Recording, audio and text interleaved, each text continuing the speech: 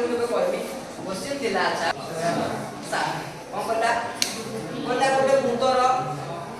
भूत अंकन करते क्लियर हैला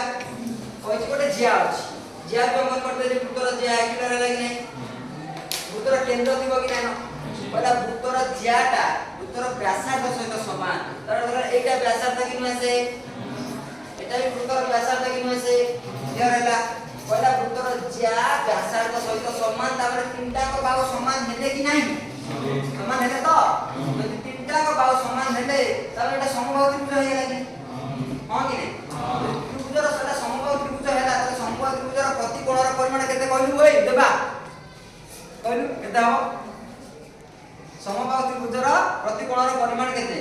बबलू देर केते 60 कोडी 60 हबो सब जगह 60 हबो अरे एठी 60 हबो आ कोडी एठी 60 हबो आ कोडी 60 हबो एठी 60 हबो क्लियर हैला कि ना ता माने हमर कोडी दरकार हमर केंद्र कोन दरकार कि ना माने केंद्र रे केते डिग्री कोन कोन हैला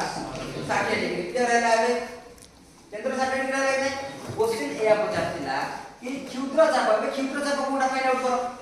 देखा जाउबो नियत पर तुम कहो सारे एटा क्षुद्र चाप ये तो नो ता नाडा देइयो मन करे दे दियो आना दे दियो एटा क्षुद्र चाप कि नसे बोला क्षुद्र चापर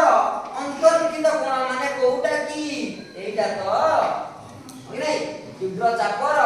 अंतर्निहित कोणर परिमाण एटा केते पचार एटा केते हबो ये 60 हेले संगे संगे को ऊपर हबो ता अधा माने 30 ए एंगल 180 को काई केना वृत्तांत लिखित चतुर्भुज तो ये 30 रे एटा केते बाबा 150 क्लियर हैला क्वेश्चन किसी मूल्य नथिला तब एटा जानि दिलो हम नै किंतु चित्र ड्रा करि पारथिला